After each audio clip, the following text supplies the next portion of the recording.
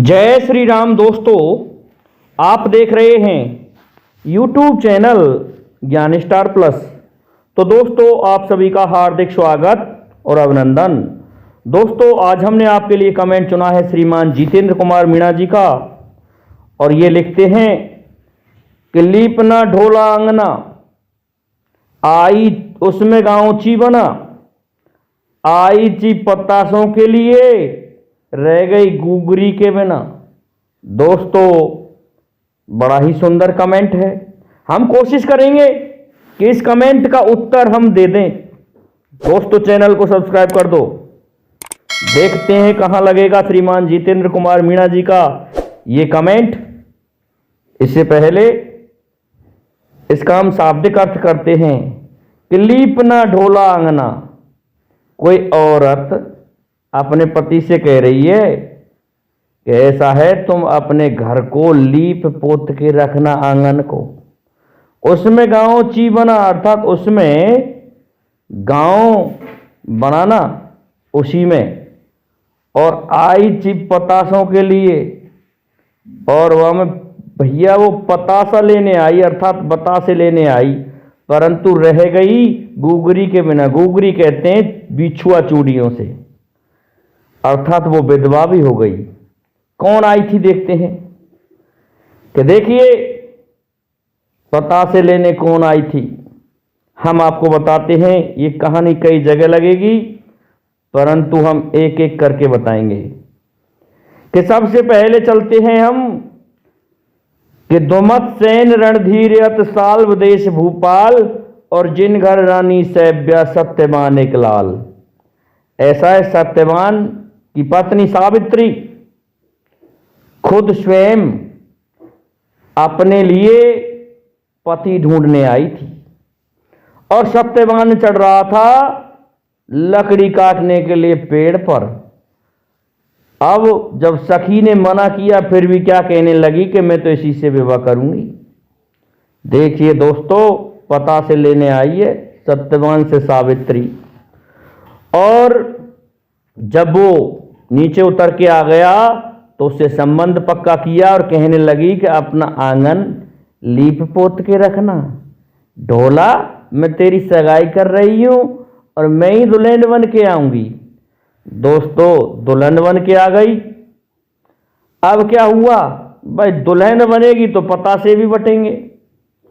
जब पता से बट गए तो उसके लिए जब ये संदेश दिया गया कि 1 साल बाद सत्यवान मर जाएगा। अब वो सोच रही थी, आई तो मैं खुशहाली मनाने के लिए थी, लेकिन ये तो मर जाएगा, अब तो घुघरियों के बिना भी रह जाऊंगी, कैसे काम चलेगा। और दोस्तों, ऐसा ही हुआ।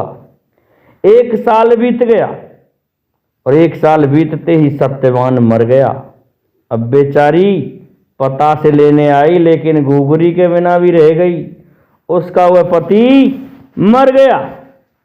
तो एक तो इस स्थान पर लगती है, परंतु वह सतमंती औरत थी। उसने दोस्तों यमराज से छुड़ा लिया था सत्यवान को, और छुड़ा करके वापस ले आई। 400 वर्ष तक राज किया था सत्यवान ने। दूसरी देखिए दोस्तों, और कौन पता से लेने आई अपने ढोला से।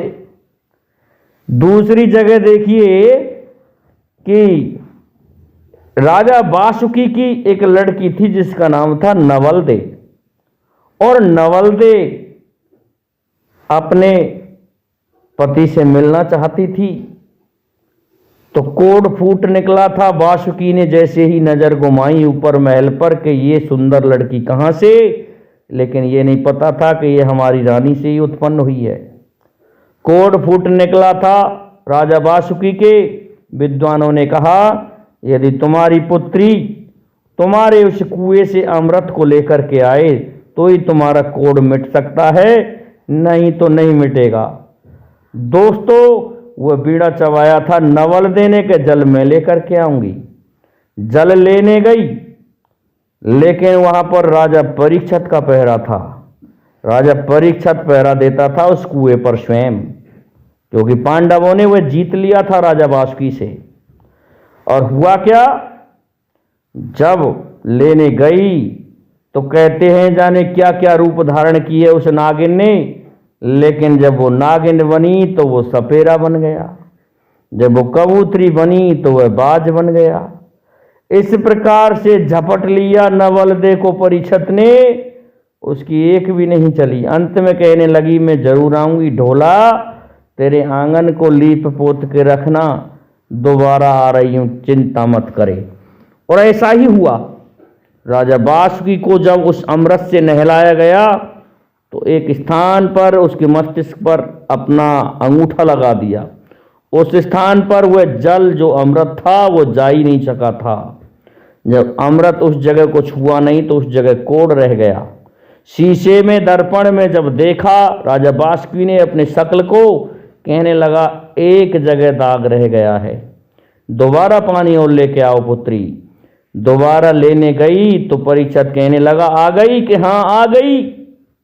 देखिए दोस्तों, पता से लेने आ गई नवलदे।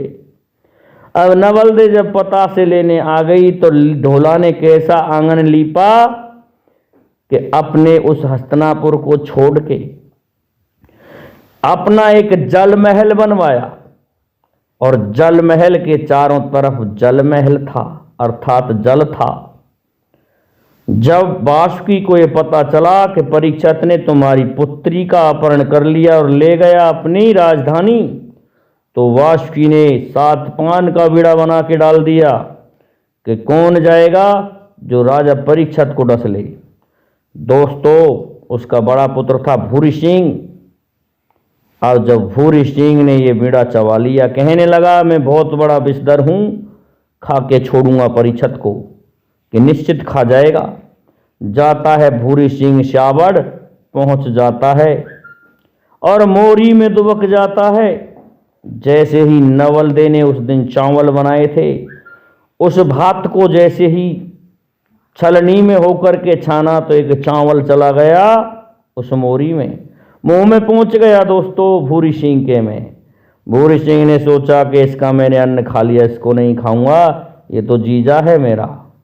अब दोस्तों जीजा वाली बात हो गई। इधर जैसे ही दीपक लहरा खाने लगा तो कहने लगी मुझे लगता है कोई ससुराल से आ गया, कोई पियर से आ गया, ऐसा लगता है अपने पैरों को सिकोड़ लीजिए कहीं खा नहीं जाए कोई तुझे। ये नवलदे ने कहा तो खड़े होकर के महाराज परीक्षित ने एक थप्पड़ दिया नवलदे को, कहने लगा हमने जल में महल बनाया है, तेरा पियर वाला यहाँ कहाँ से आ जाएगा। लेकिन दोस्तों तब तक भूरी सिंह निकल के कहने लगा जीजा मारिए मत बहन को, मैं आ गया। दोस्तों कहने लगा ठीक है, जब तू जीजा ही कह रहा है तो आजा, तेरा स्वागत है। दोस्तों स्वागत किया गया भूरी सिंह का। भूरी सिंह कहने लगा तुम दोनों कुंवारे हैं, तुम्हारे मैं फेरे डलवा देता हूँ।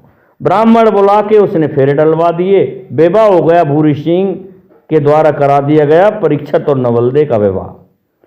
जैसे ही वापस आया, राजा परीक्षित को खाया नहीं और वापस पहुंच गया वासुकी की कचहरी में। वासुकी ने पूछा पुत्र हमारे शत्रु को डस लिया कि मैं तो विवाह और करके आ गया, मैंने उसका अन्न खा लिया, मैं उसको नहीं मार सका। कहने लगा दमोए 6 महीने तू इधर से चलेगा और 6 महीने इधर से चलेगा, तेरे 2 मुंह हो जाएंगे। तू दमोया है, उठा करके फेंक दिया अपनी सिंहासन से पीछे की तरफ। दोबारा से बीड़ा डाला, कहने लगा कौन जाएगा परीक्षित को डसने। दोस्तों ये बीड़ा अब की बार चबाया था नागराज तक्षक ने, युवराज तक्षक ने। तक्षक गया, कहने लगा जिसका खाऊं अन्न पानी उसी की कर दूं धूर धानी। दोस्तों चला जाता है, पहुंच गया। अब तो सोचने लगा तक्षक कि शत्रु का अन्न खाने से पहले ही उसको समाप्त कर दूंगा। दोस्तों उसने देखा चारों तरफ कि ये क्या क्या चीज का शौकीन है, किस वस्तु का शौकीन है। दोस्तों परीक्षित एक वस्तु का शौकीन था, फूल का, पुष्प सूंघता था वो प्रातःकाल। उसने बगीचे में जाके एक छोटा सा रूप धारण किया तक्षक ने और पुष्प में ही बैठ गया। दोस्तों उसके बेड पर वो पुष्प लगाए जाते थे, रात्रिकालीन समय में भी, प्रातःकाल भी। अब जैसे ही रात का समय हुआ, वो सूंघ रहा था पुष्पों को और सूंघ करके सो गया परीक्षित भी। और वह जो तक्षक था उसी फूल में, उन फूलों की मालाओं में बैठा रहा।